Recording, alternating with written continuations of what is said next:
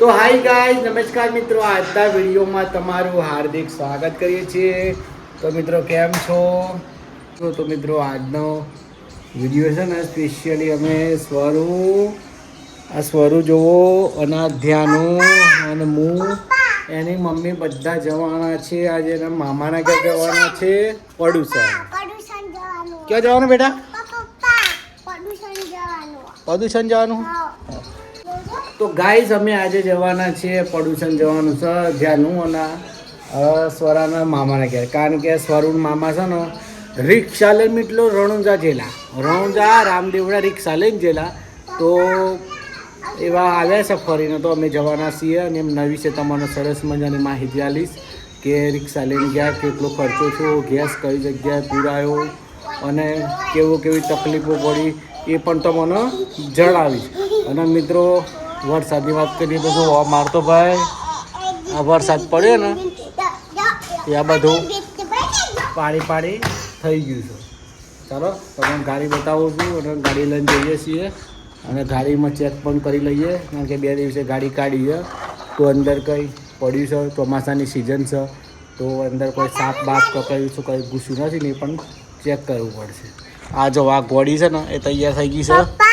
હા એવું કેવો વરસાદ પડેલો કાલે? એવું વાવાઝોડું આવેલું. તો ભાઈ ધ્યાન મમ્મી તૈયાર થઈ ગઈ છે. તો જવાનું છે? હે જો પિયર જવાનું છે તો તૈયાર થઈ જશે. હું તો ના પાડતો, હું થાકી ના પણ મોની નહીં એટલે કે જવું પડે એટલે હવે જવાનું છે.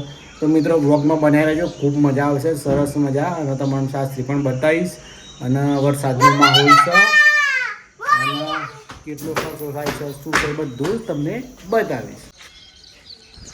તો ગાઈસ આપણે ગાડી ખોલી નાખી છે, તમે જોઈ શકો છો. આ કારણ કે ચોમાસાની સિઝન છે એટલે બધું ચેક કરી લેવું સારું. કોઈ જગ્યાએ કોઈ એરું છોજર જનાવર બનાવર કંઈ પડ્યું હોય તો આપણને તકલીફ ના થાય એટલે પહેલાં ચેક કરી દેજો ને. આ જો કાલે વરસાદ પડેલો ને એટલે આમ તો પાણી ભરાઈ ગયું છે. હા તો ચાલો બ્લોગમાં બન્યા રહેજો. તો ગાઈસ અમે નેકરી પડ્યા છે જવા માટે. અત્યારે ગુંટલ પહોંચ્યા છે અને સ્વરૂપ બતાવું તમને. સ્વરૂપ ધ્યાન જોજો બેટા, ધ્યાન જોજો. આપણે ક્યાં જવાનું છે? પડુસણ જવાનું છે ને. અને ભાઈ અત્યારે એક ટ્રેન્ડિંગમાં ગીત ચાલે છે, જીવણજી નહીં રે જવા દો. એ ગીત સાંભળતો જાઉં છું, મોજ કરતો મસ્ત ગીત બનાવ્યું છે.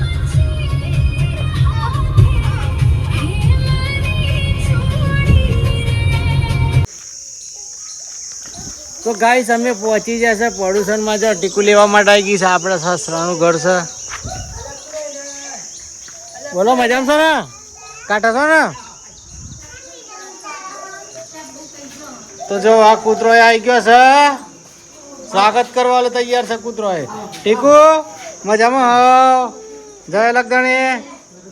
ટીકુ મજામાં છે? છેવું એ છેવું. બોલો કેવું ને રણુજા મજા આવી ગઈ? હે દર્શન થઈ જાય રમાપીર નો?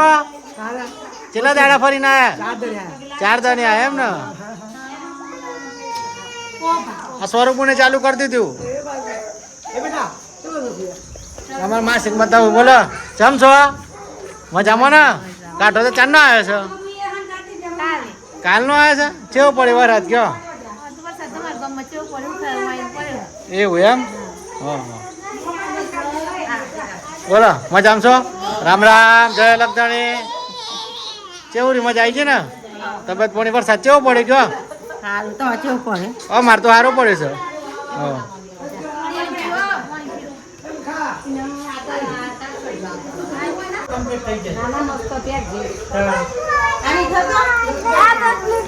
તો ભાઈ ચપ્પલ લાવ્યો રણુજાથી ઉઠાઈ લાવ્યા. બોલો આખા ગુજરાતમાં જોઈ ચંપલ ના મળે. રણુજા જેલા એટલે રણુજાથી ઉઠાઈ લાવ્યા છે. કેટલામાં પડે ટીકુ? ધ્યાન હતા ને? ધ્યાન તો નહીં થતું.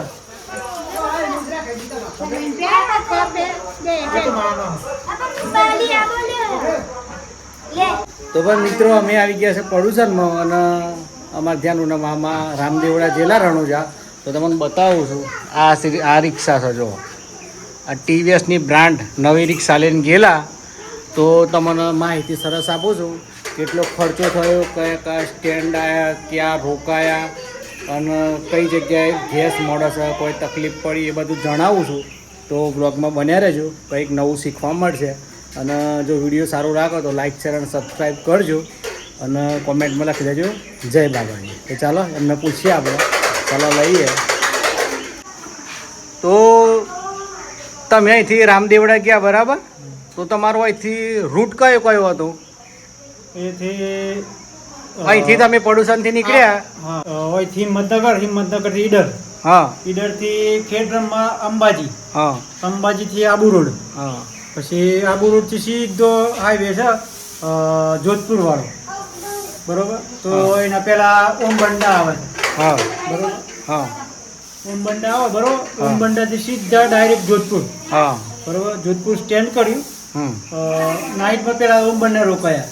પછી ઓમબંડા થી સવાર પેલા 4 વાગે નીકળ્યા તો સીધા જોધપુર ગયા. પછી જોધપુર થોડું હોલ્ડ કર્યો, કલાક 2 કલાક. પછી જોધપુર ગેસ ફૂલ કરાવ્યો. જોધપુર થી પોખરણ વચ્ચે કોઈ 224 કિલોમીટર થાય તો કોઈ પેટ્રોલ પંપ આવતો નહીં, સીએનજી.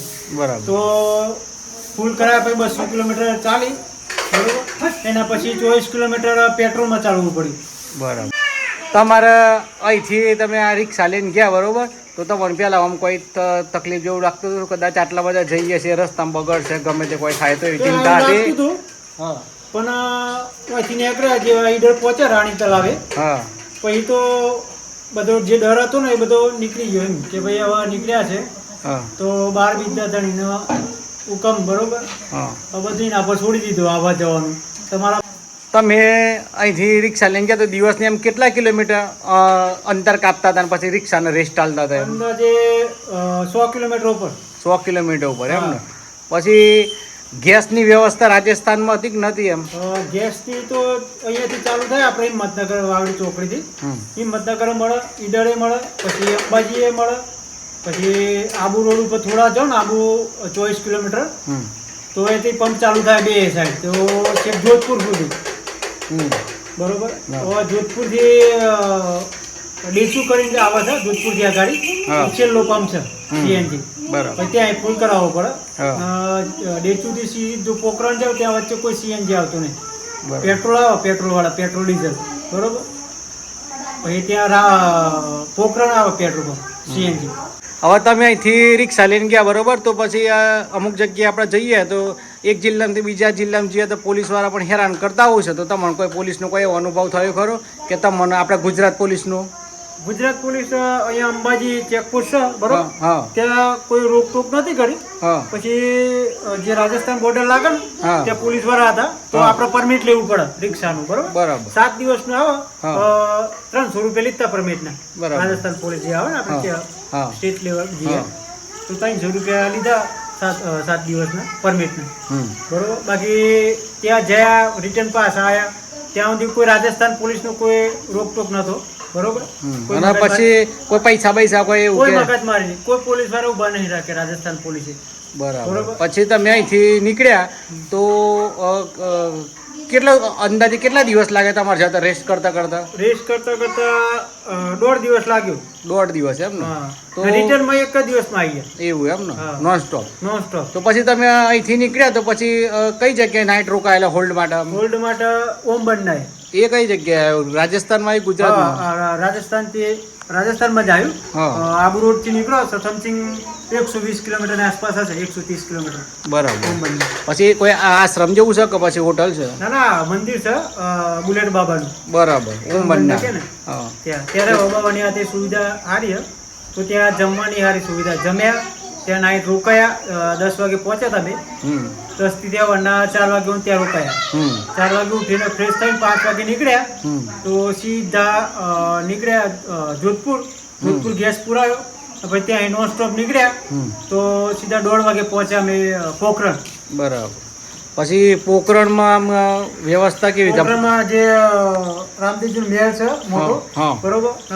કોઈ પણ આપણે વસ્તુ લેવે, મોજરી, આ તે ચપ્પલ બપ્પલ બરોબર ઓરિજિનલ લેધર ચામડાનું મળે બધી વસ્તુ છે. પછી ઈથી પછી રણુજા કેટલું થાય રામદેવડા? 13 કિલોમીટર છે રામદેવડા પોખરણથી. બરાબર. અને તોનો વિસ્તાર કેવો છે? આમ બધું આમ લીલોતરી છે કે બધું રણ જેવું? ત્યાંનો પથરાળી જમીન છે બરોબર, કોઈ વાવેતર આવે તે જોવા ના મળે. બરાબર. પછી તો ના પબ્લિક ને લોકોનો સ્વભાવ અને અનુભવ સારું છે આપણે એના જેવું જ છે. બરાબર. કોઈ મગજમારી નહીં, કોઈ રોકટોક નહીં આતે બરોબર. અને પછી રસ્તામાં અમુક જે બીજ આવતી હોય તો ત્યાંના માણસો ઠંડુ પાણી બરોબર શરબત આલીને હાઈવે પર જોધપુર હાઈવે પર ઊભા જોઈએ પાણી પીવડાવવા માટે. બરાબર. પછી તમને મંદિરમાં દર્શન થઈ ગયેલા રામદેવ કમ્પ્લીટ દર્શન થયેલા. બરાબર. તો પછી કોઈને રિક્ષા લઈને જવું હોય તો તમે શું કહેશો? તમારા કોઈ આપણા દર્શક મિત્રો જોઈ રહ્યા છે તો એમને કોઈને રિક્ષા લઈને જવું હોય તો રિક્ષા લઈને જવાય? રિક્ષા કેવી હોવી જોઈએ? કન્ડિશન નવી? કન્ડિશનમાં ટૂંકમાં નવી હોવી જોઈએ ને પેટ્રોલ સીએનજી બે ચાલુ હોવું જોઈએ તો રિક્ષ લેવાય, બાકી ના લેવાય. અને આગળ પેટ્રોલ ગેસ તો દેડે બરોબર, સમથિંગ માનો 180-200 કિલોમીટર કાપો ફૂલ ગેસ કરાવો તો બરાબર. આગળના જે 30-35 કિલોમીટર બાકી રહે એ પછી તમારે પેટ્રોલમાં જવું પડે. અને પછી રિક્ષા સર્વિસ કરીને જવું પડે બધું, વ્હીલ સર્વિસ ને બધું ઓઇલ પાણી કરાવીને પછી જ નીકળવું પડે. બાકી એવું નહીં કે 15 દિવસ 20 દિવસ પહેલા સર્વિસ કરાવી હતી બરોબર, તો કરે 1200 કિલોમીટર થાય આવા જવું રનિંગ 1200-1250 બરોબર, એટલે હીટ મારે એટલે થોડું ઘણું ઓઇલ તો બારવાની જ છે 100-200. તમારે રણુજા રામદેવડા જઈને આયા તો ટોટલ કિલોમીટર કેટલા થયા આવવા જવાના? 1250 ની આસપાસ થયા. એવું એમ? અને પછી આ ગુજરાત પછી જે આબુ રોડ આપણે તમે છોડ્યો એથી પછી આપણે રાજસ્થાનની જે હદ ચાલુ થતી હોય તે અગાડી વિસ્તાર કેવો હતો? આમ દરામણો બીક લાગે એવું આમ રણ હતું બધું કહો. ઓમબંડાથી નીકળ્યા એક રણ હતું, રણ જેવું બરોબર, બરાબર. ડુંગરા તે પછી વચ્ચે એક સિહોરી આવે જે તળવા મળે ને આપણે તળવાળો, એનું મોટું શહેર આવે બરોબર. ત્યાં અંડરગ્રાઉન્ડ ડુંગરો કટિંગ કરીને અંડર ટનલ બનાવી છે બરાબર. એ બાકી જોવા લાગે, ફોટા પાડવા લાગે. જે સિહોરી આવે ને પેલા એન્ડિંગમાં સિહોરી એન્ટ્રી કરો તમે તો અંડરપાસ ભવનો બનાવે, બ્રિજ બનાવેલો છે ડુંગરો પોતરી બરોબર, એ જોવા લાગે. પછી રસ્તામાં કોઈ બધી દુકાનો ખરી કદાચ કોઈ આપણે ગાડી બાડી બગડે તો રિપેરિંગ માટે એવી તમે જોયેલું કોઈ? જગ્યાએ ખરી, મને કે 20-25 કિલોમીટર 30 કિલોમીટર અંદરમાં ખરી. બરાબર. અમુક ગામડા ખરા પણ કેવા કહો કે 10-15 ઘર હોય વધારે ગામડામાં. બરાબર. એવો. તો થેન્ક યુ, તમારો આભાર. અને દર્શક મિત્રોને કહેજો કે સબસ્ક્રાઇબ કરી દેજો, લાઈક કરજો, ચેનલ કરો, લાઈક કરો, ફોલો કરો આ ચેનલ. જેવું રીતે અમે રામદેવડા દર્શન કરીને આવ્યા રામદેવડા મજા આવી ગઈ, જોવા બોલવાની મજા આવી ગઈ, આવવા જવાની બધી રીતે ઠેઠ લઈ જાય કોઈ તકલીફ નહીં. આવવા જવામાં બધી રીતે દર્શન કર્યા. અને રિક્ષામાં કેવું રહ્યું? રિક્ષામાં મને સારું લાગ્યું, બધું આજુબાજુ જોયું, બેઠા બધું દેખાય, આજુબાજુ બે બાજુ રણ બધું દેખાય આજુબાજુનું. અને ગાડી કરતા રિક્ષા મારું બધું જોવા મળ્યું. એવું એમ ને? અહીંથી નીકળ્યા તરત દર્શન થઈ ગયેલા રામદેવ ને? રામાપીના બધી દર્શન કર્યા, સમાધિ પર ડાયર બાજુ બંગડીમાં નીકળ્યા, ખોળ પાણી કર્યો, પછી તલાવ ફર્યા, વાવ ફર્યા.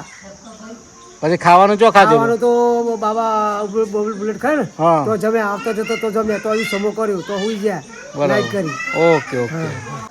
તો મિત્રો અમે આવેલા પડોશન આવેલા ધ્યાન મામા અને દાદા એ સ્પેશિયલી રામદેવડા જવું કરતા હતા. તો પહેલી વાર સીએનજી રિક્ષા લઈને ગયેલા, તો આપણે એમને મુલાકાતે આવેલા અને ખબર કાઢવા માટે આવેલા, દર્શન કરીને આવ્યા. એટલે તો મિત્રો આજનો વિડીયો તમને જો સારો લાગ્યો હોય અને તમે પણ જો રામદેવડા જવા માગતા હોય, રિક્ષા લઈને જવા માગતા હો તો જઈ શકો છો. પણ મિત્રો એના માટે રિક્ષા નવી હોવી જોઈએ, પછી સર્વિસ કરાયેલી હોવી જોઈએ, અને ટૂંકમાં ગાડી તમારી છે ને ઓકે હોવી જોઈએ.